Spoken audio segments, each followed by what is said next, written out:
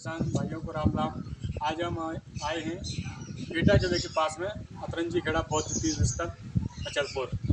यहाँ पर आज हमारा रिसर्चर ग्रुप खुलासा करेगा भारतीय इतिहासों के बारे में, जो किताबों के अंदर झूठ मूठ बढ़ाकर फैलाया गया है और उसके फर्जी सबूत इंडिया में स्थापित किए गए हैं। जैसे आप देख सकते हैं मेरे सामने ये स्थापित है, इसको कहा जाता है मनोती स्तूप।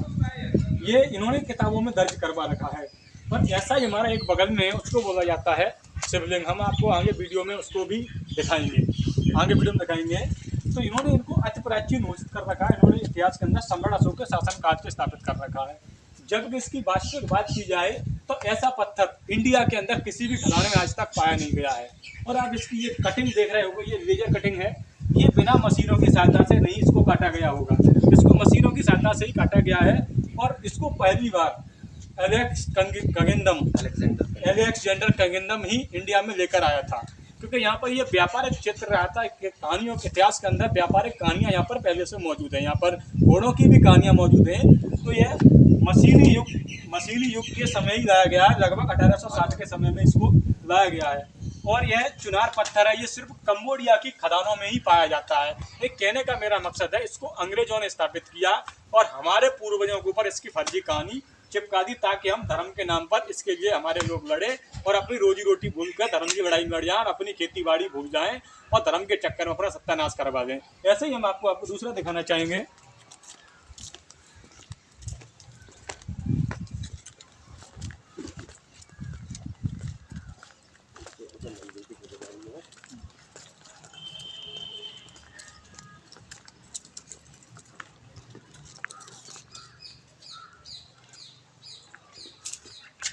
ये ऐसे ही यहाँ पर मौजूद है एक दूसरा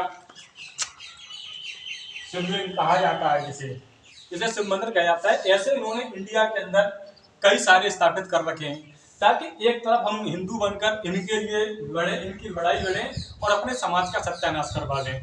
ये एक तरीके से एक विवादित स्थल हो जाता है, क्योंकि एक तरफ मनोती स्तूप हो जाता है, दूसरा शिवलिंग। अब बौद्ध पक्ष आपसे कहेगा कि आप उसको बचाने की लड़ाई लड़ेंगे, ये कहेगा कि इन्होंने ब्राह्मणों ने कब्जा कर रखा है, शिव मंदिर बना रखा है। और इधर हिंदू पक्ष कहेगा बौद्धों ने कब्जा कर रखा है। इन दोनों पार्टी का और कब्जा कुल मिला के इन दोनों पार्टी का हो गया है। तो दोनों लोग किसान बिरादरी आपस में लड़ेंगी और धर्म के ठेकेदार हमारी लोगों की लाशों पर राजनीति करते रहेंगे। इसका भी वास्तविक सत्य रही है।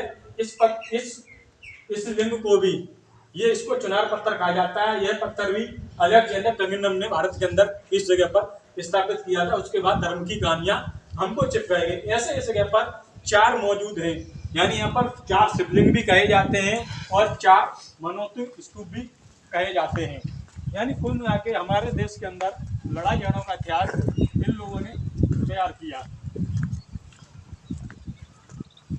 इस पर भी आप देख सकते हैं, इस पर भी लेजर कटिंग की हुई है। और आप इसको खुदाई करोगे तो लगभग 60 से 70 फुट यह जमीन में गड़ा हुआ है। अब आप खुद अनुमान लगा, बिना मशीन की सहायता से इस पत्थर को यहाँ पर लाना कभी मुमकिन ही नहीं हो सकता। यह मशीनी युग, मशीनों की सहायता से लाया गया, मशीन की सहायता से इसको जमीन में लगाया गया है।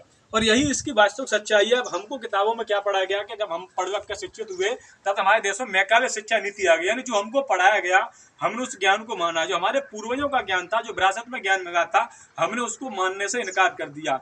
हमारे पूर्वज किसी भी चीज़ की पूजा करते थे, अपने पूर्वजों की पूजा करते थे अपने खेत में। उसमें हम अंग्रेजों का इतिहास पढ़ते हैं, उनके चंपुओं का इतिहास पढ़ते हैं, उसके अंदर फर्जी धर्म की कहानियाँ, धार्मिक स्थल हमको देखने के मिलते हैं, जो सिर्फ विवाद स्थल होते हैं और बता दिए जाते हैं कि इन्होंने हमारे पे कब्जा कर रखा है। और जबकि कब्जा इन दोनों का ही होता है, कहीं क्या इन तीनों का कब्जा होता है, कहीं के चारों। हमारे देश में 4 सरदार थी, पहला ब्राह्मण, दूसरा चंपाई, तीसरा जैनी और चौथा इंडोनेशियाई मुसलमान। इन चारों के कब्जे कहीं के एक साथ देखने को मिलते हैं। चारों लोग ये कहानियां सुनाते हैं कि इन्होंने हमारे पे कब्जा रखा, उन्होंने हमारे पे कब्जा रखा है। और इनके चक्कर में जो भारतीय समाज, जो कबीले समाज धर्म के नाम पर लड़कर आपस में पिस जाता है, मारकाट दंगे का शिकार हो जाता है और बर्बाद होता रहता है, कोर्ट कचहरी के चक्कर लगाते रहता है, जिसमें उनकी जन और धन दोनों की हानि होती है। उसको मिलता कुछ नहीं, लोगों को धर्म के नाम पर लड़ाया जाता है। जबकि हमारी जो वास्तविक लड़ाई थी जमीन बचाने की, और इनको लगाने का मकसद ही था हम सब लोगों की जमीन को कब्जाना, लोगों से धर्म के नाम पर जमीन दान में देना, उसके बाद एक स्ट्रक्चर खड़ा करना, उसके बाद उस जगह पर सरकार से ग्रांट लेना, सरकार से परमिशन लेना, उसके बाद है कि जमीन बिकने पर रोक लगवा देना, फिर सरकार जमीन खरीद कर जगह को महंगा कर देना और प्राइवेटाइजेशन पर्यटन स्थल बना देना। और उसके बाद में आप हमारी जमीन औने पौने दाम में खरीद कर बड़े बड़े व्यापारियों को करोड़ों रुपए के हिसाब से बेच देना। यह इनका शरणार्थियों का सरकारी धंधा है और यह धंधा इंडिया में हर जगह पर होता है, हर धार्मिक स्थल पर होता है। और किसी भी खाई का कब्जा करने का एक ही माध्यम होता है, वहाँ किसी भी धर्म को स्थापित किया जाए। तो मैं यही करूँगा। राम राम।